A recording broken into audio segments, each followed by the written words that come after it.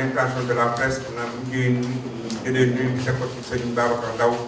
loxoom rek yàlla dinañ ko jotale ak ñëpp. bépp organe de presse boo xam teew nga fi vraiment xamal ni am nañu mbégte ci teewaay boobu te li ko waral rek mooy que jamono yi ñuy nekk dafa am ay doomu Thiès yoo xam ne dañoo xool Thiès bu baax a baax dëkk fii xam dëkk bi ni muy doxee xam li fi xew xam lépp décidé boole seeni xalaat décidé boole seeni xel décidé boole seen mën-mën pour se mettre au service de cette ville de Thiès, de ce département de Thiès que nous aimons tous tant. Et boo xoolee li ngeen ñëwee rek nga xam ni que nous ne sommes pas seuls dans cet engagement. Yéen même en tant que presse, vous avez les mêmes soucis, vous avez les mêmes préoccupations que nous-mêmes, issus de différents milieux, issus de différentes structures. Tout à l'heure, le coordinateur va en préciser davantage. Donc, de tous les horizons, des questions de tous les horizons, sans exclusion, dernier point central, comme je l'ai dit tout à l'heure, décider de monter un mouvement pour nga xam ni taxawal Thiès rek moo ko tax a jóg. Et pour cela, tey jii ñu am plaisir de convoquer la presse pour justement faire notre déclaration pour que nul n'ignore que désormais, dans le milieu citoyen, dans la lutte pour le développement de Thiès, dans la lutte pour le développement du département de Thiès, il y a des acteurs qui se sont levés, qui ont uni leurs forces, et justement pour porter le combat au nom de tous les Thiessois et surtout au nom des intérêts thiessois. Et c'est pour cela que parmi ces gens-là, je peux citer quelqu'un comme M. Cheikh Lo, que vous connaissez très bien, qui a eu au niveau de Thiès un parcours politique remarquable. Et de cette expérience-là, il a compris qu'il nous faut toujours rester debout pour cette ville, pour ce département que nous avons tant. Et c'est pour cela qu'il est ici parmi nous. Et je dois vous annoncer que nous l'avons porté comme notre coordinateur, M. Cheikh Lo. À ma gauche, vous avez aussi un autre homme public, un homme politique aussi, que vous avez l'habitude de voir. Vous l'avez connu avec le leader Maodo Malick Faye, de Gëm Sa Bopp. Vous l'avez connu dans le Benno Bokk Yaakaar. Il est là aujourd'hui. Il a compris aussi cette expérience qui a servi de comprendre qu'il faut encore avoir d'autres initiatives, avoir d'autres stratégies pour que Thiès et les Thiessois soient défendus et leurs intérêts sauvegardés. Nous avons d'autres. Vous avez à ma côté ici notre sœur Aram, qui a un parcours syndicaliste remarquable et qui a aussi les mêmes soucis et qui nous a rejoints. Nous avons aussi M. Ousmane Faye, qui représente les jeunes et qui est là à notre côté et qui a compris aussi pour que Thiès soit debout, il faut que ces populations restent debout. Nous avons aussi d'autres personnes, c'est Salou Faye qui est là dans la salle, les Amidjoum, lui Mango, que vous connaissez, Denaba Sall, Pape Ndiaye, de Djefdjel, moi-même, Abdou Khadre, Ousmane Faye. Donc ils sont nombreux, pour ne citer que cela, ils sont nombreux donc les Thiessois qui ont répondu à cet appel-là. Il y a aussi M. Babacar Lo, que vous connaissez, qui est là à côté, mon frère Babacar. Donc tout à l'heure, j'ai entendu Babacar, son nommé Babacar Ndaw de la presse lui dire que puisque tu es là, je sais que c'est... C'est pour seulement vous dire que, en fait, c'est des filles et des fils de Thiès qui se sont levés, juste pour dire que cette ville-là, ce département-là, nous allons défendre les populations et défendre les intérêts de Thiès. Je n'ai pas besoin de revenir sur certaines choses, mais c'est parti des constats. Et tout à l'heure, le coordinateur va, disons, y revenir. Donc, la cérémonie va se dérouler de cette façon. Tout à l'heure, je vais donner la parole à M. Cheikh Lo, coordinateur, qui va faire donc la déclaration officielle de APT. Ensuite, nous aurons la déclaration des jeunes. M. Ousmane Faye va la faire. Et ensuite, la déclaration des femmes qui sera faite par Aram qui est ici à côté. Après cela, donc, nous allons ouvrir les débats avec vous. Nous allons discuter avec vous par rapport à toutes les questions que vous aurez à soulever. C'est bon? Je comprends? Merci. Donc, je donne donc la parole à M. Cheikh Tidiane. Merci de votre encadrement et de votre soutien. Durant tout le processus qui a abouti à la mise en place de APT, Alternative pour Thiès émergent, tu as toujours été à nos côtés, ainsi que tous les membres fondateurs de APT. Je voudrais également, en ce jour, formuler des prières d'abord pour notre maman, Adja Karnefal, rappeler à Dieu la semaine dernière et qui nous a appris beaucoup de vertus. D'ailleurs, ce lancement a été programmé le vendredi passé. C'était à cause du décès que ça a été renvoyé aujourd'hui. Remercier tous les Thiessois, en particulier les journalistes ici présents, parce que on voudrait s'adresser uniquement aux Thiessois de la ville de Thiès et aux Thiessois du département de Thiès. Saluer la présence de Karim Seck, de Dekel Tiossat. Saluer également la présence de Moussa Seck, un artiste comédien connu de Thiès, du Sénégal et à travers le monde. Je m'en vais vous faire la déclaration. Alternative pour Thiès émergent est un mouvement citoyen indépendant créé par des Thiessois engagés. Il se veut d'être une sentinelle de veille et d'alerte, une force de proposition constructive, un porte-étendard pour la défense des intérêts de Thiès et de ses citoyens.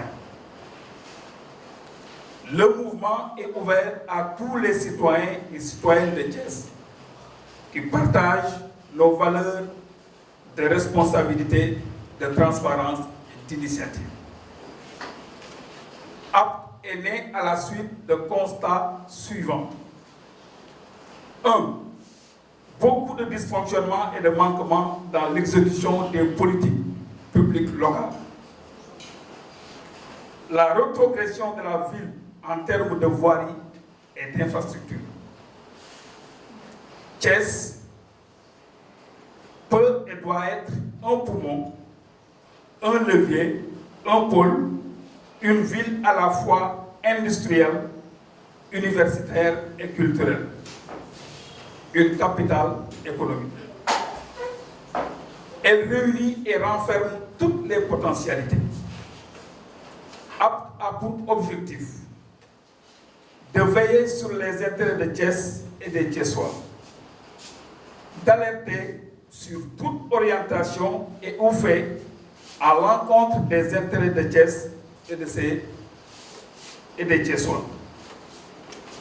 de proposer des alternatives pour préserver les intérêts supérieurs de Thiès et des Thiessois. Nous appelons tous les Thiessois à nous rejoindre pour donner à Thiès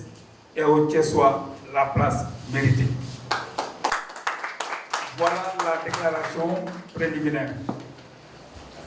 dañu ku nekk ci turam ak santam di sant bu baax suñu frère Mbengue li nga xam ni lii ñu bëgg a jëmmal tey ba ñu koy xalaat di ko dox ba léegi mi ngi suñu wet dina encadré di ñu xel sant gërëm tous les membres fondateurs de APT te mu cité leen léegi mais sant gërëm journalistes yi nga xam ni tey teew nañ fi pour jotale sunu kàddu waa Thiès ville waa département de Thiès ak waa diaspora sant gërëm Karim Seck mii fi toog di yore mouvement dekkal cosaan mais sant gërëm aussi sunu frère artiste bu mag di Moussa Seck te mu ñëw teewe ko ñu seeti ko wax ak moom wax ko initiative yi jël mu nangu bokk ak ñun ànd ak ñun ba wax ni nañ ko jox mu yore volet culture di ñaanal suñu yaay bu baax Adja Garmi Fall ñaan yàlla xare ko àjjana lii ñu sabab bëggoon koo lancé àjjuma ba le passé génnam àdduna moo tax ñu renvoyé ko ba tey te ba ñu ko woon renvoyé waat pour ne pas faire perdre du temps aux autres membres de APTU li ma wax tey dañu fi dajale parce que jamono buy dox di dox ñun ñu fi toog ñépp ko dalee si man ku nekk am nga au moins 25 ans de carrière politique am au moins 15 ans d'expérience en matière de gestion des collectivités locales donc kenn mënatuñoo nax ci politique kenn mënuñoo nax ci gestion des collectivités locales yéen ñëpp gis ngeen 2022 bi waa Thiès jëlee ay nit teg leen ci bopp institution municipale yi kenn dégguñu ñu def ñaari at ak genn wàll ñu bàyyi leen ndax démocratie moo maye boo demee joŋante ñu gañe la nga félicité ki la gañe bàyyi ko mu liggéey mais bu ñu doxee jamono ba am xeetu njublang yu bees yu génn ay nit bëgg kaa doxal citoyen bu nekk war nga am doxalin bu bees pour contrecarrer loolu moo tax ñu waxtaan ak ay citoyens yu dëkk Thiès ñun ñëpp ñu jàpp ni nañu taxawal benn kuréel plateforme citoyenne boo xam ni rôle principalement mooy défendre intérêt Thiès ak défendre intérêt doomu Thiès waay li ci mujj te ngeen gis ko te président de la République Bassirou Diomaye Faye wax ko waxaat ko muy affaire Mbourkat yi nga xam ne ñoom la ñu dénkoon suñu institution municipale muy maire ba ñu demee ca commission ba war fa toogal waa Thiès seen bopp lañ fa toogal il a fallu la visite du président Bassirou Diomaye Faye ñu xam ci ñoom bu nekk ñaata parcelle lañu jox te code des collectivités locales moo wax ni lu ñu jox maire bi même bu fekkee dañ ko koo may dañoo war a def délibération d'acceptation de don loolu amul bi mbir mi jógee ay Thiessois interpellé leen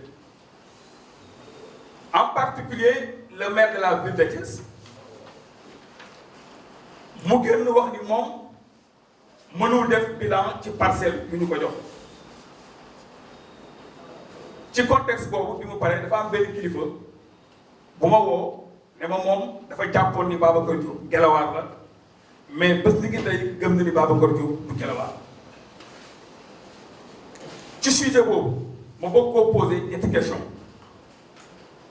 mu wax ñu Babacar Diop nan la def ba déposer caution 30 millions élection présidentielle mu wax ñu aussi oto yi mu loué naka la def ba fay bi muy def parrainage ak bi muy def campagne présidentielle su ko waxul waa Thiès ñun dinañ ko wax waa Thiès il faut répondre à ces questions parce que il y a une exigence de vérité et de clarté. La transparence doit être érigée en règle pour le fonctionnement des collectivités locales. ba ki mu wuutu le maire Talla Sylla mi mu wuutu yéen ñëpp gisoon ngeen ni juróom-benn weer yu nekk mu dajale waa Thiès mu wax leen seen alal ci juróom-benn weer yi fii laa ko dugal juróom-benn yooyu ci kanam lii laa fas yéene def donte des fois ñu déggoo ak moom mais au moins érigé woon na la transparence mu nekk un acte de gouvernance man ba mu ñëwee toog le maire jël audience publique yooyu Talla Sylla doon def taxañ ko sànni ci poubelle bi laa ni narul jàmm. Donc il faut moom ak les autres maires qu'il y ait une exigence de clarté et de vérité parce que nombre de parcelles yi ñu doon jox ça tourne autour de 2 milliards presque bu ñu ko évaluer parcelle bu ne 5 millions c'est presque 2 milliards de francs CFA. Il faut ñu toll bari ki dem rek ci wàllu culture ak art moom dañ ko wax ne ko yow la waa Thiès dénk seen culture nga sàmm ko nga promouvoir la culture ak les acteurs culturels mu jël ci xaalisu Thiès jël un musicien bu dëkkul Thiès Alioune Mbaye Der promouvoir ko ci xaalisu waa Thiès bàyyi de côté les jeunes musiciens yi dëkk Thiès. C'est inacceptable et c'est un manque de respect notoire à l'endroit des artistes musiciens thiessois, d'ailleurs de jeunes talents. Donc loolu li muy wane mooy maire bi fi jaar il n'est pas apte pour diriger les Thiessois parce que une ville boo xam ni Senghor nekkoon na fi maire Ousmane Ngom nekkoon fi maire Idrissa Seck le dernier ñoo xam ni ils ont marqué l'histoire de cette ville boobu ku fi nekk maire da nga war a nekk Thiessois authentique pare da nga war a apte pour diriger les Thiessois ma wax ni la culture dafa am solo te aussi collectivité locale dafa laaj ay aptitude ma jox ko benn xalaat ci wàllu culture Thiès amul salle de spectacle la surface terrestre de la mairie de ville mat na au moins 10 000 mètres carrés l'espace aérien peut abriter une grande salle de spectacle à l'image du grand théâtre de Dakar fan lay jëlee xaalis bi ci PACASEN ou bien dans le cadre de la mutualisation avec les 3 maires de la ville de Thiès ou bien même avec un partenariat public-privé boo ko xalaat nag mën na nekk mais boo xamul collectivité locale amoo xalaat amoo xam-xam parce que nit ñi dañuy jaawale diplôme ak xam-xam ñi ñu gën a naw suñu dëkk bi dañu samp ay université demuñu fenn Cheikh Amadou Bamba El Hadj Malick Sy ban université la ñu génne pourtant ñëpp nangu nañ ne c'est des sommités intellectuelles hors normes wolof daf ni loo nekkul ndongaam doo nekk sëriñam il n'a aucun passé de maire de la ville au niveau des municipalités de Thiès donc il n'a aucune compétence beneen actuellement am na commune yu def audience foraine ñoom bi ñuy ñëw dañu diggoon waa Thiès ne leen danañu wàññi seen coono maanaam danañu liggéey defar leen infrastructure yu bees danañu wàññi seen coono ma joxaat leen ñaari exemple audience foraine yi ñuy def ci mairie yi ñaata lañu laaj askan bi 5000 francs wala 6000 francs loolu xam ngeen ko dëgg la 6000 francs maire yi fi nekkoon ñaata la doon laaj 2000 francs wala 2500 2000 moo tax barki dem benn waaye nag ñii mayewuñu kayit dañuy jaay kayit loolu c'est des vérités palpables ban maire ngeen gis ñaari at ak genn wàll mu teg une infrastructure parce que un maire li ñu lay jugé mooy nga innover maanaam nga indi lu bees taal lampe loolu du lu ñu war a gërëme maire ndax lampe yi poto yi fi nga ko fekk jënd ampoule bu sa xaalis dem defar ko du yow électricien bee koy defar donc bu loolu bu ñu ci jugé maire wala an mbalit ak taal lampe yooyu c'est des compétences classiques de toutes les communes maire bu mënul moom jarul nga koy mais lan ngay indi lu bees lan ngay innover indi lu bees loo xam ni sa prédécesseur def ko fi woon ci wàllu social chaque veille tabaski Ramadan communes yi dañuy jàppale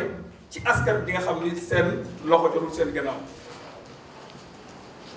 tey ñaata la ñuy jox les populations tabaski bi 15 000 francs ñetti junni mën na jël xar mais li fi nekkoon au moins daan nañu jox fukki junni wala juróom benn junni donc yii ma résumé rek wane na nit ñi fi nekk seen bopp lañ fi toogal. En revanche bi ñu tegee la commission de redistribution des parcelles et foofu ñu gërëm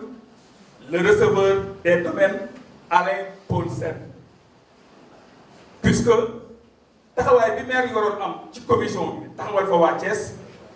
défendre waa Thiès li maire yi waroon def moo ko def ba bu commission bi toppoon ses réquisitoires maanaam joxoon ko 150 hectares Thiès fois bu déposer une demande de parcelle di nga am benn parcelle au niveau de Mbourkat mais mairie dañu ne ñoom li leen yitteeloon lañ leen jox seen quota parcelle rek ñu dem d'ailleurs même on leur avait proposé parcelle yooyu ñu leen jox ñu fexe ba def ay remises symboliques publiques devant les Thiessois ñu bañ na duñ ko def donc ñooñu bu ñu toogee ne dañoo nekkal waa Thiès du dëgg seen bopp lañ fa nekkal te nous avons donné autant d'exemples que ñoom seen bopp lañ fi nekkal léegi jot na citoyen yi seen bopp jóg taxaw moo tax ñu jóg man ak El Hadj Diallo bokkuñu parti politique aram moom syndicaliste la Mbengue sunu grand bi c'est un enseignant émérité politiqueul ci Doumbouya lañ koo xamee woon mu koy jàppale malgré les pressions ak Ousmane mi ak tous les membres fondateurs ñu ne nañu jóg taxawal une plateforme pour la défense des intérêts de Thiès et des Thiessois ñun nag AP n'est pas un mouvement politique mu leer les partis politiques dañu am idéologie di aspirer à gouverner ñun amuñu idéologie suñu slogan mooy pour Thiès je m'engage quelle qu'en soit la cause donc ak foo mën a bokk ak foo mën a bàyyi ko yow Thiès nga dëkk ci un citoyen de Thiès donc suñu dénominateur commun ñëpp bu doon sago mooy Thiès jag mooy Thiès baax la voirie est presque inexistante ñu ne nañu taxawal APT yaatal ko suñu champ d'action moo nekk la ville de Thiès ensuite le département de Thiès nous allons faire tous les 57 quartiers de la ville de Thiès waxtaan ak les groupes sociaux ya fa nekk wax leen ñun li ñu xam te ñoom xamuñu ko buñ ci jógee on va faire les 12 communes du département de Thiès un week-end une commune comme un week-end un quartier ce qui nous fera au moins 1 an 3 mois Thiès jaral nañu ko parce que Thiès la ñu juddoo fii la ñu jàngee fii la ñu màggee fii la ñuy liggéey fii la ñu amee lépp donc poste conseil municipal sax moo ñu gënal poste député pour la postérité ndax liggéeyal sa dëkk wala liggéeyal sa ville non seulement mérite la mais c'est une grande responsabilité je pense ci gàttal loolu laa amoon lu may éclairer di ñaan tous les Thiessois góor ak jigéen ñu rejoindre ñu dans cette longue marche pour que Thiès devienne une ville moderne une ville prospère maa ngi leen di sant di leen gërëm. di nekk ci salle bi war naa waa ma képp kuy membre ak bi maa ngi lay nuyu di la sant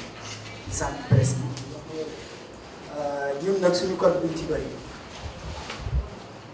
jeunesse yi rek laa doon m'adresse je m'adresse uniquement aux jeunesses lii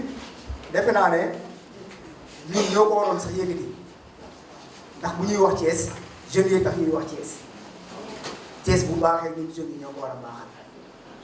te gëm naa ne beneen doomu réew bu jóge fële di ñëw ñu ngi defaral Thiès kon ñun jeunes Thiès yi ñoo war a defal Thiès kon nag maa ngi woo ñëpp képp kuy jeune te bëgg Thiès baax rek maa ngi lay woo ci acte bi nga ñëw kenn moomu ko ñun ñii dañ cee bokk rek mais moomuñu ko Thiès ak moom kon nag ku Thiès bu ñor rek te nga bëgg développement Thiès jëm kanam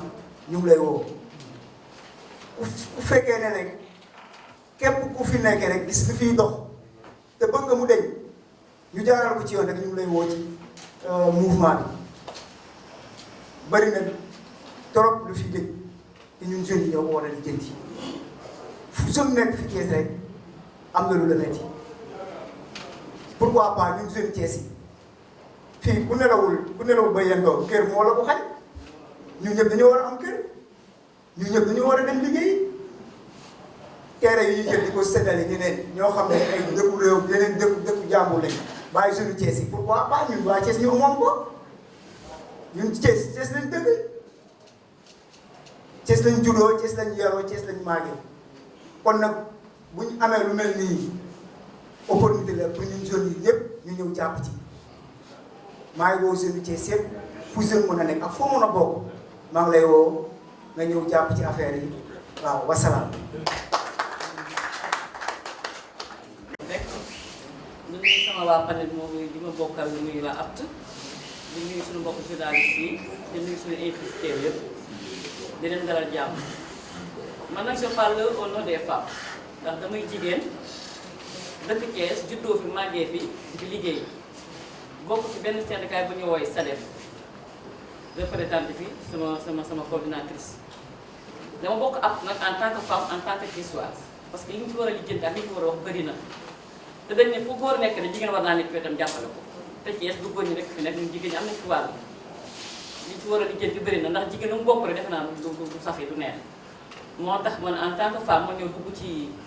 APT bi xool Thiès aussi ne comme fi lañ juddoo fi lañ màggee li ñu fi war a def bëri na responsable yi ñu fi war a mën a am bëri na ndax su ma yow fajar di liggéey damay gis jigéen ñi nekk ci marché yi ñi ngi taw lu yóbbu seen njaboot pour jàppale seen borom kër yi defe naa ni Thiès aussi kon war nañ ci am benn poids boo xamante ni li fi lañ lëmbat yëpp war nañ ci dugal suñu loxo xool en commençant par mon quartier ci Dépilo dafa nekk quartier bu enclavé wu am na ay membres du quartier yi fi nekk depuis des années tey dugg sama biir kër ba dem ci rond-point bu Transrail bi ñaata at bi nga yàqu pour soo fa dugg fa sa problème lañ doon te mairie baa ngi te moom rôlam na pour mu ñëw saytu ko war ko def ak yeneen ak yeneen ak yeneen jigéen ñaa ci quartier yi bu inondation amee ñoom dañuy sonn ak seen njaboot yi pour jóge seen kër marché war nañ jug taxaw kon yooyu di taa ak ndox yi fay taa ñu leen jàppale defar ko ñi parce que ñoom ñooy xëy fajara ñooy xëy nekk ci kër yi ñooy kuti kuti góor ñi uti lu ñu jox kon war ñu bara prature yu baax rek bàyyi góor ñi di dox jigéen ñi dañoo war a jug ni góor di takkee tubé ñu noonu lañ takki suñu kër sër moo tax may woo képp kuy jigéen ku nekk Thiès gëm sa bopp gëm Thiès di doomu Thiès nga ñoom ñëpp ñu àndandoo ñun jigéen ñi ànd ak suñu càmmiñ yi xool lépp loo xam ne suñu loxo war na faa dugg ñu dugal ko fépp suñu laamee war a dem ñu day yóbbu ko fa waruñu toog ci kër yi rek di fa xaar ak góor ñi déedéet dañoo war a jóg xool fépp fu Thiès am problème lépp lu lëndëm suñu xel ci biir Thiès war nañ ci dugal suñu loxo dugal ci suñu bopp parce que on est les responsables comme les autres maa ngi nuyu ñëpp di jégalu ñëpp soo leen laajoon kenn gisu ci terrain tey ñu ne terrain yi dañ koo jël au nom des populations thiessoises waa léegi dafa liste bi nga affiché ko boo jubee mais c'est très simple wala nga woote conférence de presse wala nga affiché ko biir maire yi ku nekk ku ñëw gis ko yam ci xam ni ñi ñoo am terrain damaa wax ni ab maire su jëlee ay terrain gis ay nit ñu nekk ci biir ndox di inondé ndox ñooñu boo demee ci ñoom ñu ne la amuñu terrain te terrain yi ña mu ko jox ñu ngi yor seen i kër te ndox sonul leen dama ne la maire boobu bu leen ne gëm na dëkk bi waxul dëkk bi soo ko gëmee boo yoree lu ñu dëkk bi moom da ngay seet doomi dëkk bi nekk ci jafe-jafe nga dem jël ko jox leen ko loolu nag c'est institutionnel ñun on s'adresse à la manière de faire loolu laa amoon lu may leeral ci question yooyu di wax ni une fois de plus ñu comprendre ne ce mouvement là personne nag je dis personne n'est derrière ce mouvement ni du côté du pouvoir ni du côté de l'opposition ñun ñii ñëw dajale suñu xel ak suñu xalaat fas yéenee taxaw dem seetuñu ci nag ma sàmba wala ma dem li ñu fas yéene mooy dem ak doxal dem ak doxal boobu ñu fas yéenee def nag xaaruñu ci kenn incha allah fépp fu ñu war a mën a taxawu ci Thiessois yi dinañ fa taxaw barki Dembo Ndiaye ay Thiessois ñi ngi taxaw di déplorer naan le conseil départemental ne fonctionne pas nous allons voir pourquoi ça ne fonctionne pas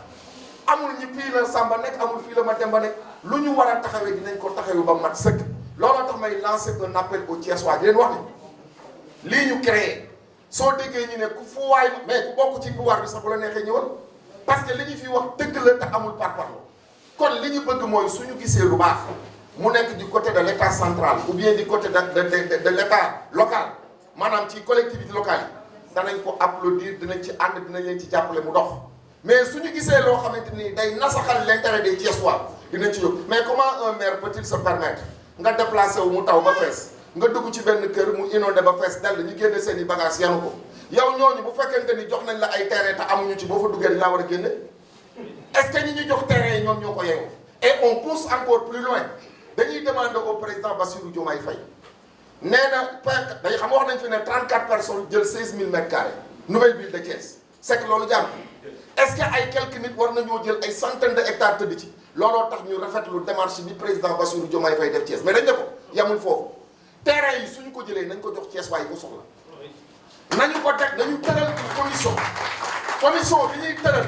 bañ na ko ba dañu ne commission bi sax bu yeboo ñu dugal sax le colonel de la gendarmerie le président du tribunal nañ ci dugal le préfet le gouverneur nañu jël les artistes nañu jël les médecins nañu jël les enseignants les syndicalistes nañu dem Jakarta yi nañ leen jël dugal leen ci commission bi ku ne am ci représentant ñu seet Thiessois yi ko yelloo ñu jox leen ci ab soxlu bi dara da nga ko Thiessois yi jël voilà ce qu'on veut parce que bu ñu ko nangoo ci ñi ko jël parce que boo nangoo 10 hectares ci nit joxaat ko koo xamante ni amu ci benn soxla mu saax-saaxe ko réglé wul dara nous demandons à l'état central que terrain yooyu nañ ko seet ñu recenser commission bi na nekk une commission indépendante bu composer l'ensemble des forces vives de Thiès nañ ci nekk ñi dem recenser dugg ci koñ yi seet Thiessois yi nekk en situation de difficulté ñu jox leen ko bu ëllëgee ñoo ñu jóge ci jafe-jafe jóge ci problème kenn du ko jox ay promoteurs ñu koy saax-saaxe kenn du ko jël jox ko ay wëyu ñu koy jaay di ko def seen poste kenn du ko jël jox ko benn catégorie d'individu ñu koy aakimoo loolu du am dañu ne lépp lu Thiessois yi amati nañu ko delloo Thiessois yi ba mu dugg seen i loxo te pour ça nañu teg ay conditions yu indépendant jërë ngeen jëf. bi ngay dugg si léegi man dama jënd carte de membre dañu defar ay carte de membre pour jaay sunu oto yi yor sunu oto bopp la sunu carburant bopp la am nañu droit en tant que Thiessois ku ñu dégg nga nekk si jafe-jafe ñu dem fa taxawu la jottali ko ba wàcc ci bu dégg beneen bi mooy ñun amuñu vocation wut xaalis wala changer lépp Thiès li ñu mën mooy suñu première activité dañ koy def sous forme de forum comme maire yi amuñu plan d'action dinañ invité ñu nekk société civile ay borom xam-xam en matière de décentralisation ñu diagnostiquer problème bu Thiès yëpp proposer ay solutions bu ñu paree dañ koy jëbal maire yi fi nekk ndax ñoom la waa Thiès fal nag si juróomi at ñoo yore politique de santé bi yore politique éducative ak voirie buñ ko defee tant mieux buñ ko deful bu mandat bi jeexee waa Thiès ñooy jugé mais ñun suñu rôle mooy apte ku def lu baax ñu wax ko ku def leneen bi ñu wax ko sànq nga abordé nga un peu la question que ñun nekkoon nañ ci mairie dafa am question bu xóot yéen bu ngeen ignoré xam nga code des collectivités locales lu mu wax c'est le maire qui propose le budget c'est le maire qui exécute le budget boo nekkee conseil municipal wala premier adjoint maire bu ñu xasee boo voté budget bi yow pare nga si lépp lu ñuy def dañuy délibéré dañuy wax man il m'est arrivé j'étais le premier adjoint d'un maire boo xam ñoo bokk benn parti il m'est arrivé de voter non à certaines délibérations et di ma permettre ma interpeller à l'époque